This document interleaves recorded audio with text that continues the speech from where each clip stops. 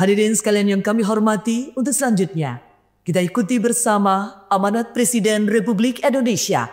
Yang terhormat, orang yang naik tanpa persiapan akan turun tanpa penghormatan. Jadi persiapkan apapun yang hendak kita kerjakan. Menyatu dalam waktu yang berjalan, tanahku kini sendirian, menatap dirimu hanya bayangan. Seorang public speaker itu yang paling penting adalah mempersiapkan diri. Tugas kita adalah persiapan sampai Tuhan menganggap layak kita mendapat kesempatan. Menjual diri nih dalam konteks yang positif ini ya. Apa sebetulnya yang kemampuan utama yang harus kita miliki, Bu Cita? Satu, kita berbagi cerita untuk saling inspirasi. YS Podcast. Assalamualaikum warahmatullahi wabarakatuh. Waalaikumsalam. Oke, hari ini berjumpa lagi dengan Bang YS, ya, tuan rumah YS Podcast. Kita akan membahas sebetulnya kemampuan duduk di sini. Saya pun ini harus banyak belajar dengan Bu Hajah Cita ini. Assalamualaikum Bu Hajah Cita. Waalaikumsalam warahmatullahi wabarakatuh. Wah, saya duduk dengan orang spesial. Ini saya akan banyak belajar hari ini. Bagaimana public speaking seharusnya duduk sebagai tuan rumah YS Podcast. Kita akan belajar banyak. Wah, Bu Cita, gimana Lombok dulu nih? Sudah keliling Lombok? Saya di Lombok mulai tanggal 25, 26, 27, 28. Terus 29, 30 sampai tak? Pengennya begitu, tapi ada beberapa agenda yang sudah terjadwal, yang sudah harus dijalani di akhir tahun 2024 ini. Oke, ternyata Lombok menyenangkan ya? Menyenangkan sekali. Tapi menyenangkan. Ada sebuah lelucon juga di sini. Dilarang kita ke Lombok. Kalau udah ke Lombok nggak mau pulang katanya. Iya benar. Ada benernya sih. Memang. Dan juga selama saya di sini, cuacanya itu syahdu banget. Pas musim ini panas-panasnya. Wow, disambut ya. Mendung terus tapi sejuk gitu ya. Saya merasakannya. Iya. Oke, jadi memang cuacanya sangat mendukung. Bu Cita, mendengar atau melihat CV-nya Bu Cita, wow, ini seorang public speaker yang sangat luar biasa.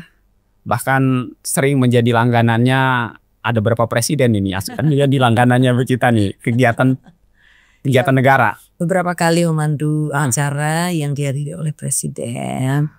Nanti insya Allah di bulan Februari juga memandu acara presiden lagi. Wow, kita mau belajar nih, boleh ya? Boleh dong, sama-sama dong. Saya juga akan belajar dari Pak Yus. Siap, sahabat YS Podcast kali ini saya dedikasikan nih buat teman-teman yang penasaran bagaimana sebetulnya menjadi public speaker, menjadi pembicara. Tapi yang lebih penasaran mau belajar lebih lanjut, tenang, ada masternya dan beliau membuka kelas juga nih. Betul. Oke, Bu Cita. Iya. Sebetulnya nih kapan memulainya, atau jangan-jangan dulu Bu Cita ini seorang yang malu itu atau sering demam panggung? Begini ya, kebetulan saya tumbuh berkembang di lingkungan keluarga yang notabene memang menyukai dunia panggung juga.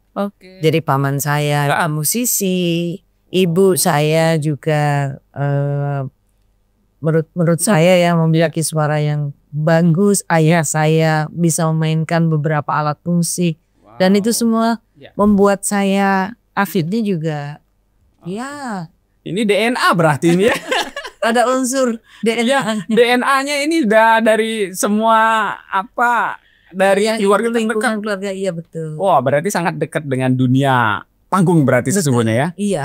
Oke, jadi tapi nyadar ini memiliki kemampuan itu atau tidak? Jangan-jangan menjadi penyanyi juga kan? Saya memang penyanyi. Wow. Bisa dilihat di beberapa postingan saya di Instagram, di YouTube juga ada. Jadi beberapa kali acara yang dihadiri oleh presiden itu saya di sana menyanyi juga. Wow, pokoknya punya grup band. Oh ya, grup band. Iya. Nanti bisa dilihat deh pokoknya. Sebutin dah dulu sebelum lebih jauh. Elkis Wagambus Band. Oke, IG-nya apa IG-nya? IG-nya @citahelmi, Ah. @cita_entertainment, kemudian @cita public speaking class, ada juga El Kiswah Gambus Band Surabaya. Dan genre musiknya ini yang menurut saya sih ya unik. Kenapa? Karena meskipun ada kata gambusnya tapi ada juga kata bandnya. Jadi kita semua lagu kita nyanyikan. Oke, Baik itu tapi dengan pop, religi, lebih ke gambusnya. barat. Enggak juga, 50-50. Jadi tergantung klien kita. Ya. Oke. Tidak ada masalah. Pokoknya mau apapun bisa. Iya. Dan kami melayani baik partai maupun eceran. Dan yang paling menyenangkan mengundang saya adalah mengundang grup band saya juga adalah kami ketika di job itu datang gak dijemput pulang tak diantar. Rokcang jai langkung aja. Puas ya. Kita juga mengelola IO. Jadi kalau event organizer Cita Entertainment itu tapi yang dikelola oleh suami saya. One stop station pokoknya. Iya.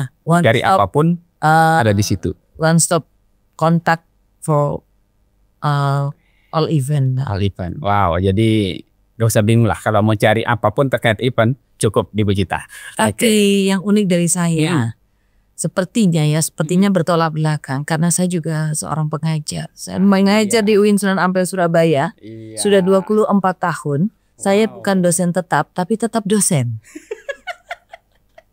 Ini kayaknya pertama kali saya kulik. Gimana ceritanya jadi dosen 24 tahun? Ya. Usia berapa emangnya? Sekarang boleh nggak dibuka? 25 tahun. 25 tahun. Balik. Masya Allah 52. Jadi emang mungkin bakatnya kalau ditanya sejak kapan saya berdalam di public speaking, kemudian dunia panggung dan lain-lain adalah sejak kecil ya. Kalau saya prediksi kalau dari cerita tadi sejak dalam kandungan berarti. Iya, sejak dalam kandungan ibu saya sudah membacakan sholawat untuk saya. Ayah pun juga sering mengiringi ibu saya menyanyikan lagu-lagu. Kemudian kalau untuk mengajarnya saya mulai 2001. Anak pertama lahir. Dan kalau ditanya mulai kapan saya tertarik di dunia public speaking, saya rasa ketika mulai SD saya sudah senang tampil. Kemudian saya selalu memilih untuk menjadi seorang MC. Dulu kan kalau kita upacara itu kan ada MC-nya tuh ya, protokol ya. Dan saya selalu paling senang kalau ditugasi untuk jadi seorang protokol. Wow, luar biasa, perjalanan panjang Bu Cita. Tapi apa momen paling berkesan selama menjadi MC atau menjadi pembawa acara sebuah kegiatan nih? Masing-masing punya momen, punya tantangan tersendiri, memiliki cerita sendiri. Tapi dari semua cerita itu saya selalu berpikir bahwa ketika kita melakukan hal-hal kecil dengan sebaik-baiknya maka kita akan mendapatkan tugas yang lebih besar. Sepakat. Itu saya rasa. Wow. Kemudian kalau ditanya kenapa kemudian semuanya ini berjalan begitu saja, karena saya menjadikan hobi saya menjadi profesi. Dari hobi menjadi profesi. Nah dari hobi menjadi profesi ini kemudian berkembang. Kebetulan saya sudah sedang membangun sebuah pondok pesantren yang berbasis digital entrepreneur. Jadi namanya Pondok Pesantren Digipreneur alias Min. Jadi Digital Entrepreneur alias Min. Yasmin Yayasan Santri Milenial Indonesia. Sudah 82%. Mudah-mudahan nanti pada saat launching Pak Yusril bisa hadir. Masya Allah, ini kayaknya sesuatu yang baru. Wah, ini sesuatu yang baru Bu Cita. Bu Cita, dari hobi menjadi sebuah profesi. Kemudian profesi ini tentu menghasilkan sesuatu. Entah itu berupa materi ataupun non materi. Dua-duanya pasti dapat ya. Nah untuk orang-orang yang mungkin yang melihat kalau di panggung wah enak ya. Udah ditonton, udah dilihat, sudah sama orang-orang penting, nikmat. Terus pulangnya dapat amplop, terus Jadi MC itu kan bisa menjadi pusat perhatian. Betul. Pertama kali kamera kalau dalam sebuah momen acara, pertama kali selalu menghadap ke MC itu, kamera. Betul. Jadi di situ menandakan bahwa kita menjadi pusat perhatian. Ada beberapa orang yang justru merasa risih menjadi pusat perhatian. Nah terutama untuk melatih sebetulnya Bu Cita. Banyak orang yang mau tampil sebetulnya. Iya. Tapi begitu namanya demam panggung. Waduh, kayaknya mic yang diem aja itu selalu kita pegang itu.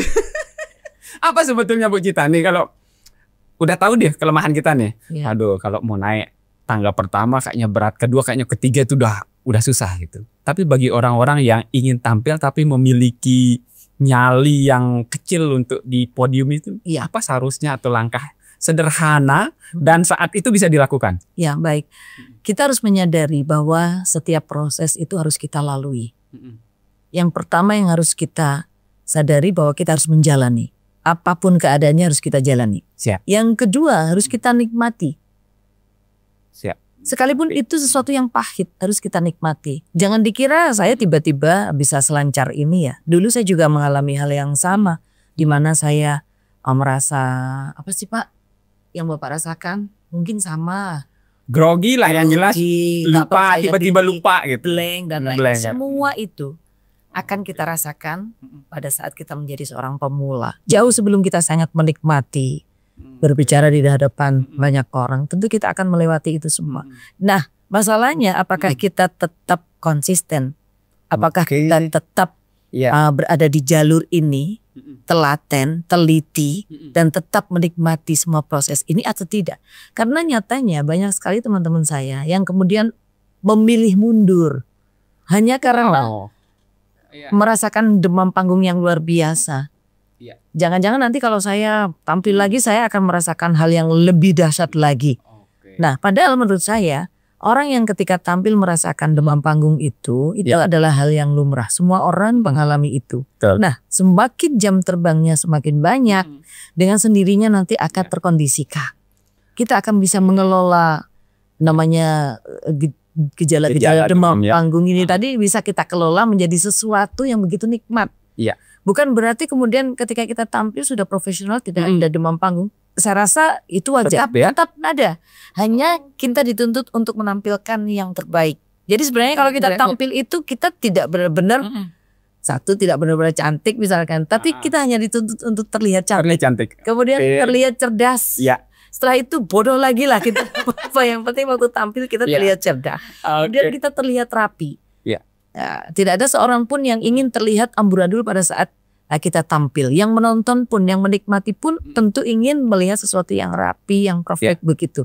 Kita hanya dituntut untuk terlihat beberapa saat saja. Setelah itu semuanya. Nah, masalahnya biasanya ketika kita mempersiapkan sesuatu, kemudian sudah menjadi darah daging, menjadi karakter bagi kita. Sudah mau turun panggung, mau di atas panggung pun kita akan tetap berwibawa, kita akan tetap menyenangkan, kita akan tetap cantik, kita akan tetap cerdas, dan kita akan tetap rapi.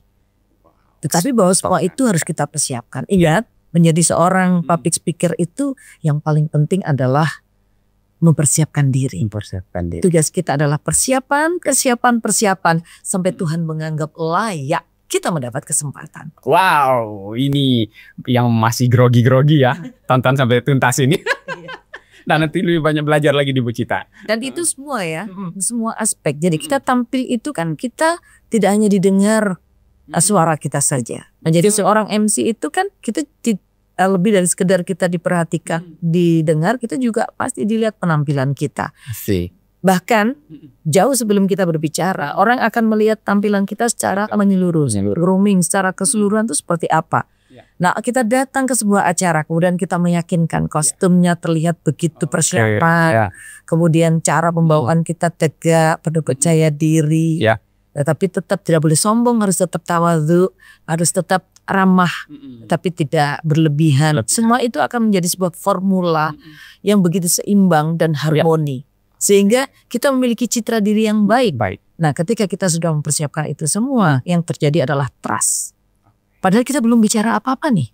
Baru dari sisi penampilan saja orang sudah percaya. Tapi kalau orang tidak berpikir tentang penampilan, jangan menilai seseorang dari penampilan, tidak bisa. Kalau menjadi LC, penampilan adalah nomor satu. Nomor satu ya. Menjadi public speaker, menjadi seorang pemateri, menjadi seorang penyanyi, menjadi seorang vokalis yang berhubungan dengan publik, maka mau tidak mau, suka atau tidak suka, kita harus memperhatikan penampilan. Penampilan nomor satu. Iya. Karena yang pertama dilihat. Betul. Kita belum ngapa-ngapain, orang sudah dengan sendirinya dunia ini adjust kita ya. Wah, ini keren ini. pasti ini enak ini, padahal belum ngomong. Oke. Karena begini ya Pak As, ada beberapa orang yang penampilannya oke, tapi begitu perform, Ya. kecantikannya berkurang. Mending tadi diem saja, Lebih baik diam. nilainya 100. Kenapa kalau Iya, diem iya. saja 100, tapi begitu dia bicara karena keterampilan berbicaranya kurang mungkin ya. Iya. Komunikasinya kurang, public speakingnya kurang belajar, kurang menguasai. Yang terjadi adalah kecantikannya justru berkurang. Mending tadi diem saja, kecantikannya 100%. Begitu berbicara kecantikannya berkurang 60%. Pernah merasa nggak? Pernah berada di situasi seperti itu nggak? Dulu di awal-awal ketika saya memulai karir ini saya merasakan karena mungkin kurangnya jam terbang dan tapi dorongan dari ibu saya terutama nak, kalau orang Jawa bilang begini Pak, ajining diri sokolati, ajining diri sokolati, ajining rogo soko busono. Artinya apa?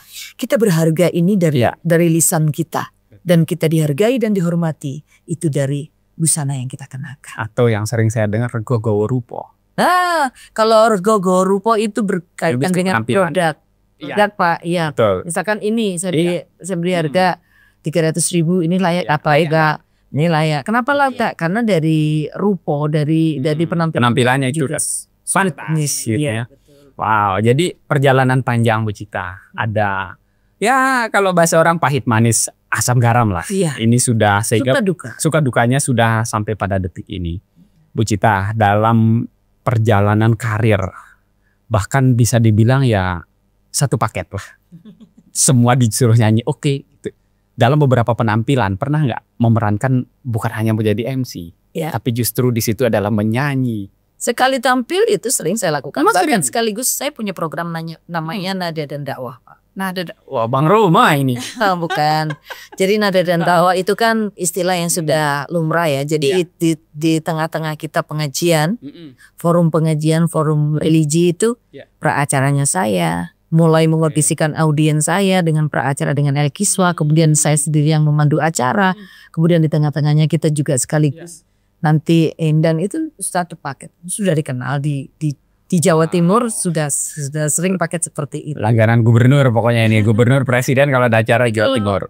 Acara-acara bersama gubernur itu saya biasanya nyanyi sambil MC ya. Kalau dakwahnya itu berbeda. Oke. Jadi kalau yang dakwahnya itu menurut saya itu dulu itu cita-citanya orang tua saya. Oke, justru dari dakwah. Besok kamu harus bisa minimal jadi pendakwah. Kamu harus bisa tampil menyampaikan beliau anni walau ayah. Dan kebetulan saya fakultas dakwah. Kemudian saya juga bergelut di bidang dakwah. Kemudian perusahaan yang saya kelola juga dengan siar. Iya. Jadi saya ketemu dengan suami yang begitu support dengan profesi saya. Saya sudah merasakan, saya sudah merasa insya Allah lah yang saya lakukan ini sudah sesuai dengan apa yang saya pikirkan. Sudah berada di jalan yang on the track aku jalan. Mudah-mudahan begitu. Ya, kemudian Bu Cita kan banyak juga nih prodi-prodi KPI ya. Komunikasi penyiaran Islam. Itu prodi-prodi yang memang mempersiapkan para alumninya nanti itu harus siap. Baik itu depan layar maupun di belakang layar. Artinya secara keterampilan ini harus dibekali. Nah, dalam public speaking ini sebetulnya apa hal yang mendasar nih bagi mahasiswa? Ini kan mahasiswa ya masih mencari jati diri. Ya sebetulnya kan dia sebetulnya sudah terpola ya. Ya sudah terpola. Tapi ada beberapa justru yang masih. Karena beberapa pertanyaan ketika mau lulus dia masih bingung mau ngapain gitu. Nah, apa sebetulnya persiapan bagi anak-anak KPI ini? Jadi begini, tidak ada satupun yang tidak membutuhkan skill public speaking. Bapak setuju? Setuju. Karena begini, bahwa misalkan seorang penulis buku pun, yang notabene yang bekerja adalah otaknya, matanya, tangannya, hatinya. Itu kalau bukunya jadi, bedah buku, tidak mungkin kan kita diam saja. Dia tampil. Pasti dibutuhkan kemampuan presentasi, dibutuhkan kemampuan untuk menyampaikan apa yang menjadi karyanya. Betul, Cita ya. Nah, jadi dalam bidang apapun public speaking ini dibutuhkan. Saya pernah mendengar bahwa orang yang sukses adalah orang yang menguasai teknik berbicara. Teknik komunikasi yang baik. Kenapa? Ini terbukti. Kalau berbicara itu kan speaking skill ini hubungannya adalah dengan bagaimana kita menjalin networking. Kemudian bagaimana kita menjalin kenyamanan dengan klien dan lain-lain. Dan puncak dari sebuah promosi apapun, public speaking itu adalah menjual. Nah, anak-anakku, para mahasiswa dan mahasiswi yang saat ini berada di Prodi KPI, saya sampaikan bahwa untuk belajar public speaking ini saya rasa tidak hanya untuk ibaratnya hanya untuk dirinya sendiri, tapi ini akan menjadi benar-benar akan menjadi sebuah karakter yang kemudian bisa menghasilkan. Jadi kemampuan public speaking ini tidak bisa kalau tidak bisa tidak diasah dengan maksimal. Ya, kalau saya melihat Bu Cita, ada kata-kata pandai-pandailah menjual diri. Betul. Nah, setuju. Dari kata menjual diri, sesungguhnya memang betul kalian dilihat di depan kita adalah penampilan, kemampuan kita berbicara, kemudian bernegosiasi. Ini akan banyak memberikan ruang sebetulnya. Ruang artinya, oh yang pantas berbicara adalah Bapak. Betul. Nah, teknik sebetulnya kalau menjual diri nih dalam konteks yang positif ini, apa sebetulnya yang kemampuan utama yang harus kita miliki, Bu Cita? Satu, kita harus menyadari kekurangan kita. Kemudian kita juga harus menyadari kelebihan kita. Dari mana kita bisa memperbaiki diri kalau kita tidak tahu di mana kekurangan-kekurangan kita. Seringkali di antara kita ini karena kurang menyadari bahwa kekurangan kita ini kalau benar-benar kita bisa mengenalinya, justru akan terbalik menjadi sesuatu yang bisa menjadi kelebihan kita. Di antara kita ini kadang juga kurang bisa atau belum menemukan sebenarnya aku ini potensiku apa sih? Sudahlah, awali dari hal kecil. Awali dari hal kecil. Lakukan tugas-tugas yang diberikan dosen kepada kita itu dengan sebaik-baiknya. Dan kuasai betul. Saya ini pernah punya pengalaman. Misalkan dalam satu kelas ada 30 mahasiswa-mahasiswi, kemudian kita bagi menjadi 6 kelompok. Misalnya kemudian kelompok 1 membahas A, kelompok B membahas C, sampai dan seterusnya. Nah, ketika di akhir semester, pertanyaan saya singkat. Ada. Kemarin yang kelompok 1 siapa? Saya. Kelompok 2 ini. Membahas apa waktu itu Anda? Sudah lupa. Seminggu. Sudah lupa. Apa yang dibahas sudah lupa. Kemudian temanya juga sudah lupa. Saya bayangkan kalau dia sendiri tidak menguasai apa yang menjadi tugas dia, bagaimana dia tahu, bagaimana mahasiswa ini paham dengan 6 tugas yang lainnya, 5 tugas yang lainnya. Kadang-kadang kan kelompok dibagi menjadi 14 pertemuan gitu misalnya, itulah yang umum begitu. Jangankan bagaimana menguasai per materi sampai 14 materi ini, kalau materi dirinya sendiri saja kemarin sudah lupa. Maka yang harus dilakukan adalah, padahal itu semua harus dikuasai oleh mahasiswa dalam 1 semester itu. Kalau saja kita menyadari bahwa semua itu harus kita kuasai tanpa ada intervensi, maka kita akan berkembang ini mahasiswa. Seringkali saya mengatakan kepada mahasiswa, orang yang tidak mau bekerja lebih dari sekedar apa yang menjadi tugas, dia tidak akan pernah mampu menerima lebih dari apa yang sekedar dia bayangkan. Saya memiliki keyakinan bahwa orang yang mau bekerja lebih dari sekedar apa yang dia terima, maka dia akan menerima lebih dari seharusnya gaji yang dia terima. Wow, ini kalau kita berbicara profesional, perjalanan seseorang dalam karir apapun. Kalau saya kemarin ikuti pool, yang di Muhammadiyah. Mohon maaf, mohon izin Bapak. Saya baru tahu kalau Bapak mengikuti sampai selesai. Yang duduk di sebelahnya Bu Era kemarin itu Pak Yuson, dan beliau ini ketua KPI. Dan hari ini saya berhadapan dengan Bapak. Saya ingin memang belajar. Jadi kemampuan kita berada di podium ataupun saya nih di balik BKS Podcast ini masih butuh banyak sekali penataan Bu Cita. Jadi saya ingin betulnya memang memposisikan diri sebagai seorang audiens. Saya ingin melihat betul. Dan memang materi-materi yang Bu Cita berikan itu, pandangan saya, tanpa bermaksud memberikan pujian tanpa bukti, tapi menurut saya mudah diterima. Karena cara penyampaian yang begitu luas, dan kayaknya baru pertama kali ketemu segitu orang audiens, kok profiling audiens itu langsung dapet. Gimana cara? Saya juga kadang sering tampil sebagai pemateri nih. Nah mungkin memang yang belum adalah bagaimana interaksi, bagaimana menjaga intonasi, bahkan menjaga kalau pertemuan 1 jam, menjaganya untuk tetap hangat dari menit 1 always on lah ya. Ya, always on itu tuh pekerjaan maha berat itu. Jadi begini Pak, ketika kita tampil di hadapan banyak orang itu, kita harus yakin pada diri kita sendiri bahwa kita akan bisa, dan kita berpikir bahwa kita bisa. Tapi kalau belum kita sudah, aduh gimana nanti ya sudah. Tapi memang ketika kita bisa menikmati apa yang kita sampaikan, maka audien pun akan bisa menikmatinya. Oke, variasinya banyak sekali kemarin. memang sih jam terbang Bu Cita. Gitu. Dan saya kurang ini Pak Kak. Sebenarnya kalau kuliah pakar yang saya sampaikan kemarin, kuliah pakar. Kalau Bapak tadi menyampaikan, Bu Cita kemarin menyampaikannya dengan seperti sangat mudah diterima dan lain-lain. Itu sebenarnya kan itu bertolak belakang dengan judulnya, dengan temanya kuliah pakar. Kalau pakar itu apa-apa jadi sukar. Iya di awal itu disampaikan.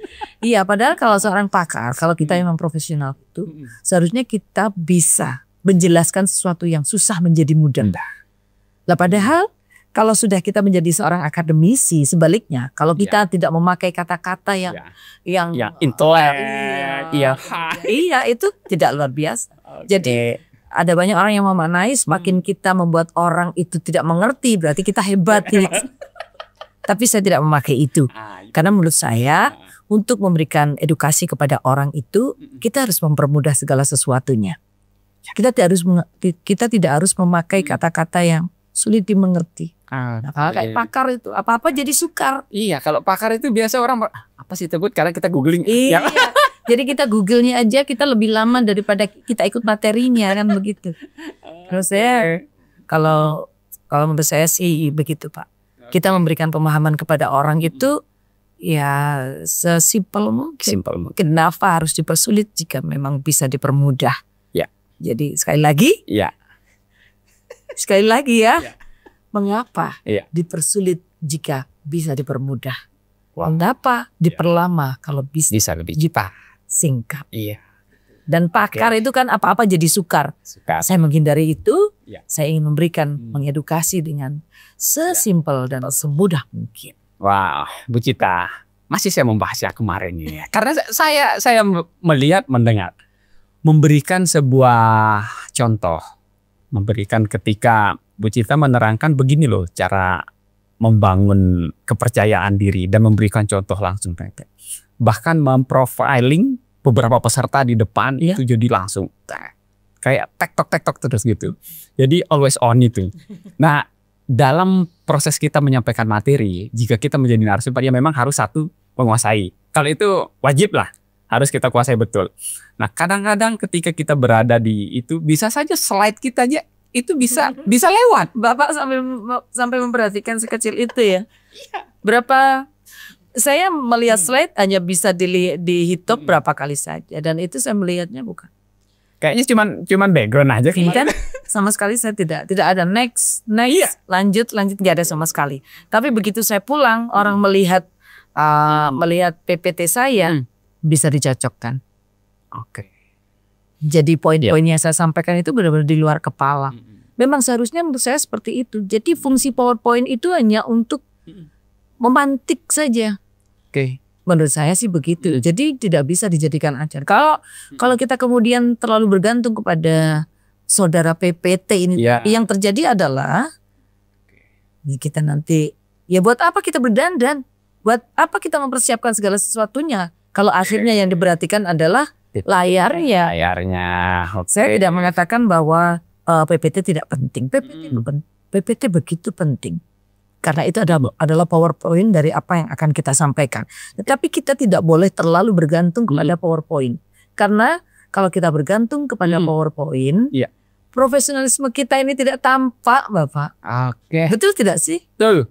Dan kita akan terlalu berfokus kepada situ. Buat apa kita berdandan? Buat apa kita berpenampilan seperfect yang kita persiapkan? Dapat ilmunya guys. Tenang saja Pak Yusron, saya tidak pernah membatasi dan tidak pernah menutup-nutupi apa yang seharusnya saya sampaikan. Menurut saya menyampaikan resep-resep yang saya sampaikan, saya menyampaikan seluruh resep-resep ini tidak akan mengurangi profesionalisme saya. Tidak mengurangi ilmunya. Dan tidak mengurangi ilmunya, dan itu akan semakin membuat saya melekat ya dalam diri. Kemudian itu kan sama saja dengan kita ini memberikan bahan-bahan. Toh nanti ketika disajikan, cita rasanya pasti berbeda. Sepakat. Kembali lagi ke personal. Iya. Cara menyajikannya berbeda. Asam, manis, pedas, asinnya juga pasti. Kemasan lah ya. Kemasan di diri itu memang. Ya, karena orang itu pasti dengan latar belakangnya berbeda, dan wawasan yang berbeda, kemudian dengan jam terbang yang berbeda. Dengan cara pandang yang berbeda dan tentunya pengalaman. Wah, berbicara pengalaman, katanya 25 tahun usianya Bu Tita ini. Kebalik Pak, 52 tahun. Ya. 52 tahun. Ada jenjang karir berarti itu sudah 20 tahun lebih ya, 30 mungkin. Menjadi MC. 24 tahun. Iya. 24 tahun perjalanan. 25 tahun Pak, lebih dong. Lebih ya? Iya, pernikahan saya usianya 25 tahun. 25 tahun. Lah yang lain masa nggak dihitung? Kehidupan saya. Saya MC mulai saya tertarik benar-benar secara profesional SMA. Iya. Artinya kan dibayar kan? Iya, kalau kita bilang profesional itu berarti bukan iklan beramal itu. Iya, jadi itu sudah mulai dari amplop. Iya. SMA ini, SMA udah memulai, artinya terus memulai kuliah dan jadi perjalanan panjang belajar. Belajar itu masa otodidak semuanya? Otodidak dan ada juga pelatihannya. Saya pernah mengikuti pelatihan di Jakarta, diajak oleh kakak saya, dan kakak saya ini adalah motivator saya. Beliau almarhumah sudah meninggal dan beliau ini yang kemudian mengantarkan saya menjadi seorang cita yang seperti sekarang ini. Ya tentu banyak orang. Tapi kakak saya inilah yang kemudian sering memberikan motivasi kepada saya. Bahwa kamu bisa. Kamu luar biasa. Ada banyak potensi yang ada pada dirimu. Dan ketika kamu melakukan dengan maksimal, maka di situ kamu akan berprestasi. Berarti mampu melihat ada bakat. Iya. Yang cukup bagus. Makanya sampai sekarang ketika saya melihat anak-anak muda yang mereka memiliki potensi sedikit saja, bahkan yang tidak punya potensi pun ada tergelitik dalam diri saya ini.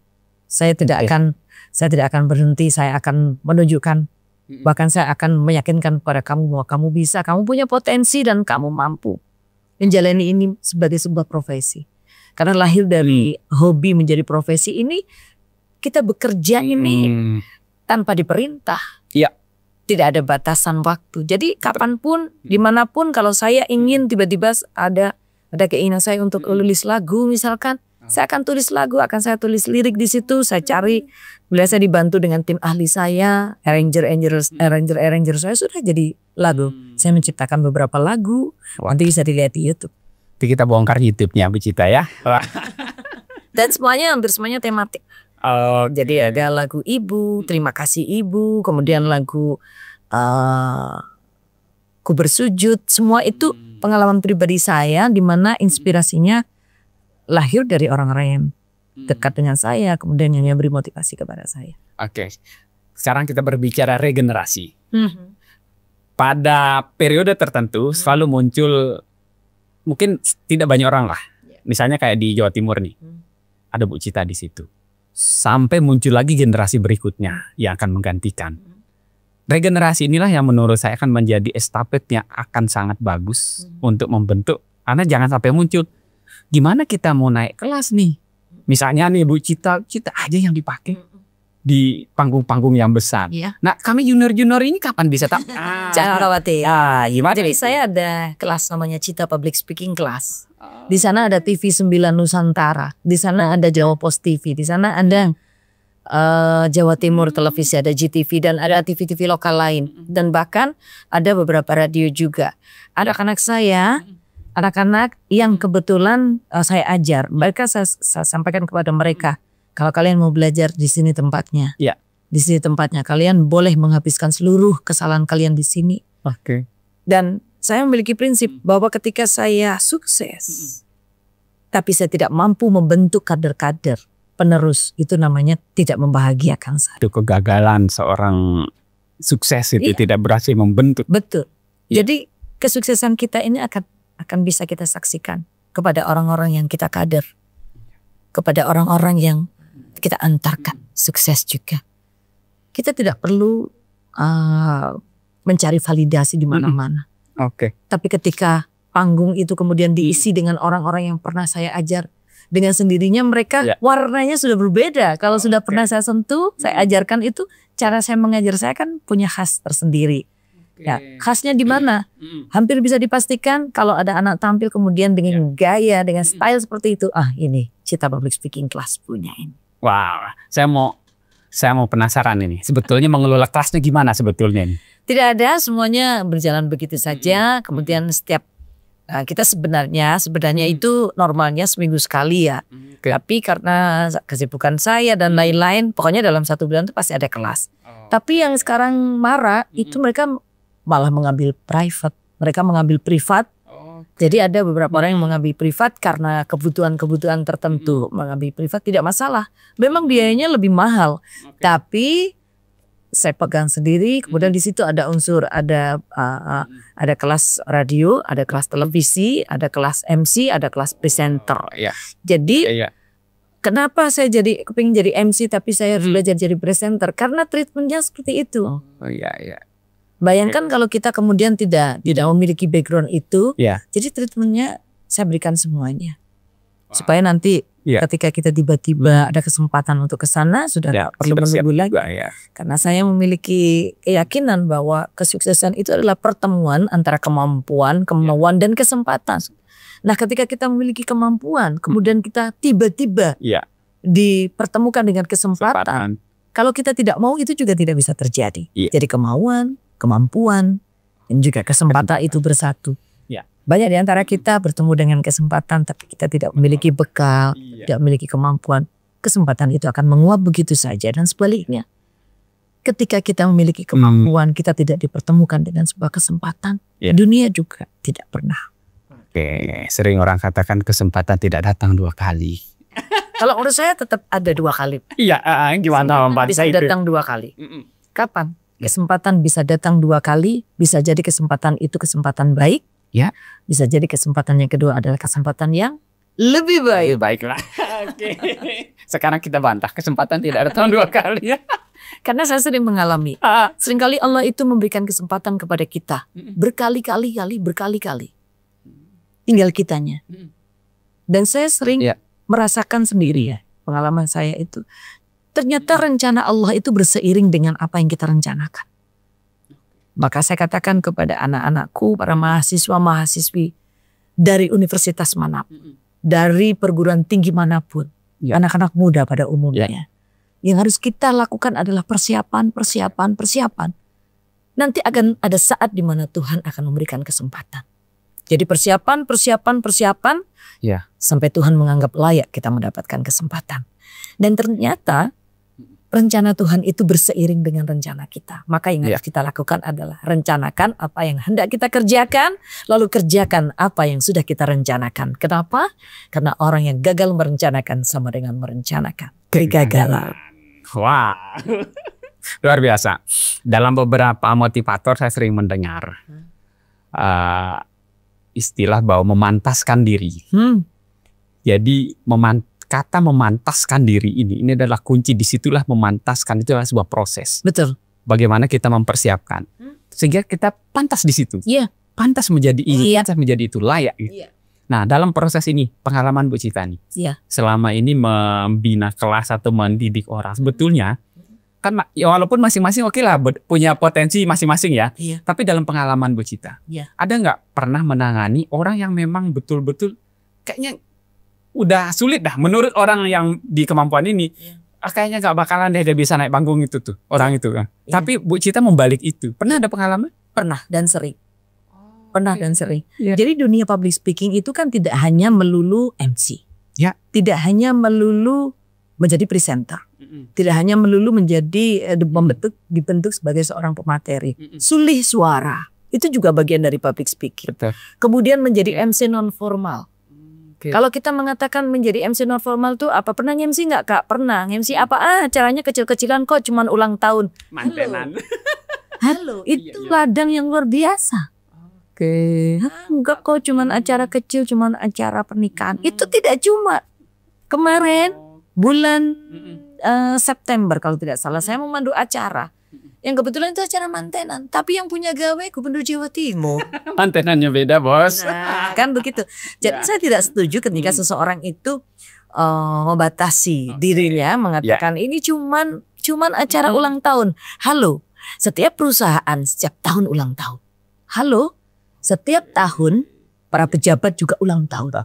Perusahaan-perusahaan setiap tahun juga ulang tahun. Itu namanya juga ulang tahun. Ketika kita ngomong ulang tahun, jangan hanya berpikir ulang tahunnya anak-anak kecil-kecil. Anak-anak kecil itu juga punya orang tua yang ketika punya acara juga harus dikemas dengan sedemikian rupa dan harus. Jadi menurut saya, sekecil apapun event yang dianggap kecil, saya tidak pernah menganggap itu event kecil. Kalau itu adalah kelihatannya event kecil, maka tugas kita membuat acara itu menjadi luar biasa. Wow.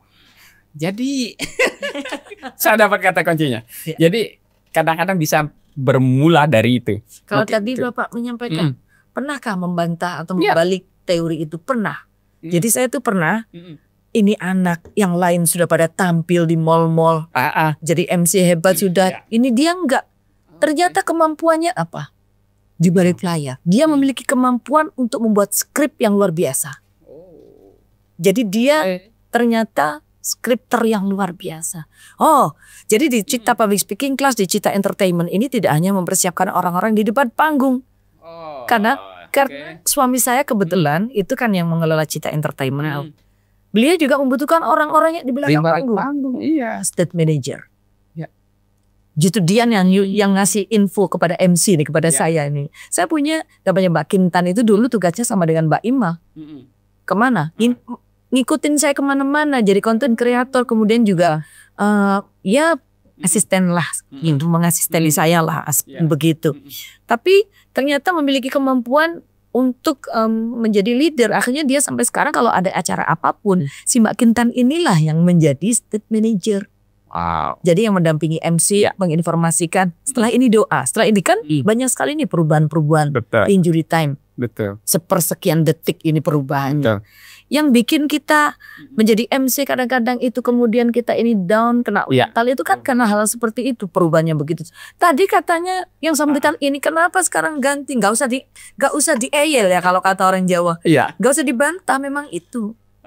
Tadi katanya yang datang menteri ini, ternyata kok menteri ini, banyak saya dibantah, namanya lain juga. Itu masalah. Jadi kalau tidak siap menjadi seorang public speaker, mending mundur sejak sekarang. Kenapa? All or nothing.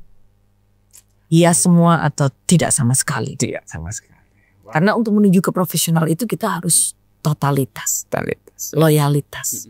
Dan kita harus benar-benar fokus terhadap apa yang menjadi keputusan kita. Mengambil itu sebagai sebuah profesi. Wow. Bu Cita, cerita tadi ini kayaknya saya juga pengen belajar ini gimana caranya berada di balik ini. Saya juga punya podcast sebenarnya. Baru 2 yang saya wawancarai. Tapi setelah itu saya sibuk dengan yang lainnya.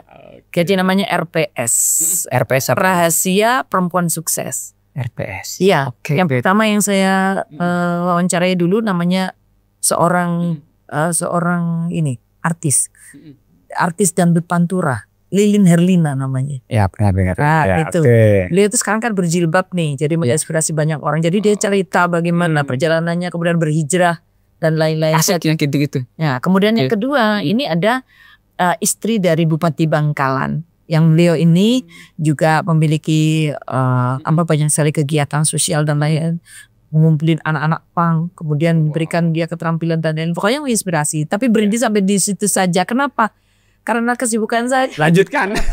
Insya Allah lah, sepulang dari sini saya kembali tergugah nih, itu podcast lagi. Lanjutkan. Karena saya merasa podcast itu bisa menyentuh. Sangat luar biasa. Saya beberapa kali ketemu orang ketika saya turun ke beberapa tempat. langsung manggil Bang saya sudah nonton. Kebanggaan saya itu. Dan memang mereka sudah biasa. Saya tadi masuk ke sini, waduh, yang sudah podcast di sini orang-orang hebat, guys. Jadi tonton terus ini podcast luar biasa ini. Luar biasa Bu Cita. Nah, di terakhir Bu Cita, sebelum nanti closingnya, saya ingin mendapatkan ini contoh nih, gimana sebetulnya kalau Bu Cita sedang tampil jadi MC. MC ya. Nah, boleh nih kamera yang ini. Baik. Ya. Ya. Jadi beberapa saat sebelum kita menjadi MC, tampil, diundang, kita harus datang lebih dulu.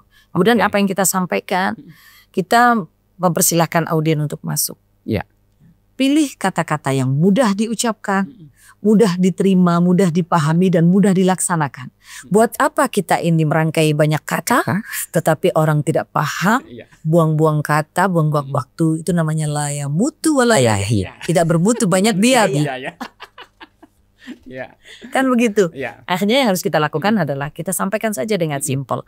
Mohon perhatian kepada seluruh peserta workshop public speaking yang masih berada di luar. Kami persilakan untuk segera memasuki ruangan dan menempati tempat duduk yang telah dipersiapkan karena beberapa saat lagi acara akan segera dimulai. Terima kasih. Itu pertama. Ya.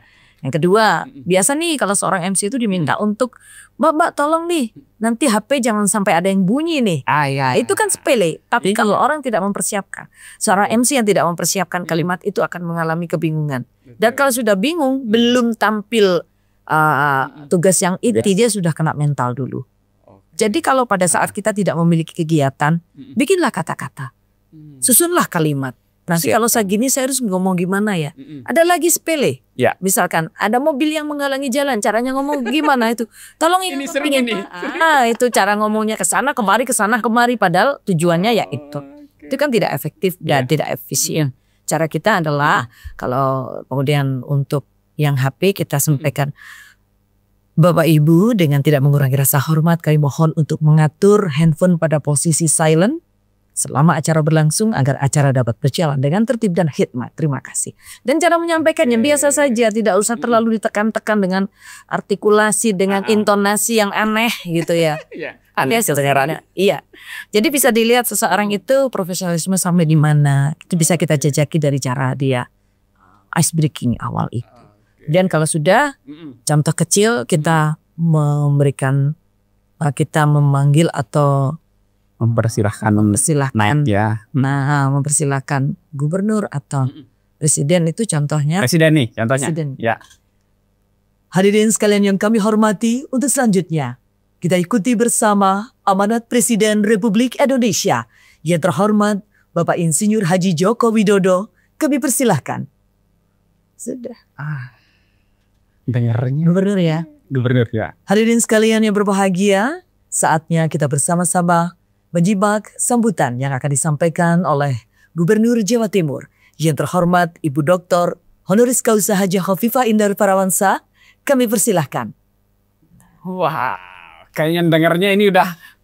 Kan ada di YouTube saya waktu saya memandu acara Presiden Jokowi, ada Ibu Megawati, ada Bapak SBY juga ada, semuanya ada. Bakat yang cukup komplit, tapi satu lagi yang saya minta. Kalau di musiknya ini, jadi penyanyi juga nih. Boleh dong dikit? Boleh dikit. Apa nyanyi apa? Apa yang sering dibawakan? Semua lagu. Semua lagu. Jadi kalau wedding ya lagu-lagu wedding. Kalau acaranya acara-acara tematik seperti Hari Ibu ya kita nyanyikan Hari Ibu. Kemudian ya banyak, nanti bisa dilihat di YouTube ya. YouTube ya. YouTube-nya Cita Entertainment dan Cita Helmi. Kalau Cita Helmi itu sekedar ini aja, sekedar saya posting gitu aja. Tapi kalau Cita Entertainment ini dikelola secara profesional. Jadi kamu dan segala kenangan menyatu dalam waktu yang berjalan. Tanahku kini sendirian menatap dirimu hanya bayangan. Ila akhirih. Ini benar-benar saya menemukan satu paket. Bu Cita sangat luar biasa dan saya bangga Bu Cita bisa hadir di sini. Artinya YS Podcast, para penonton YS Podcast dapat kesempatan. Ada Bu Cita, Ibu Hajah Nur Cita Komaria sudah hadir di sini, memberikan pengalaman dari nol sampai beliau seperti ini. Sangat luar biasa. Sebagai closing, boleh berpesan ke para audiens YS Podcast. Iya, baik.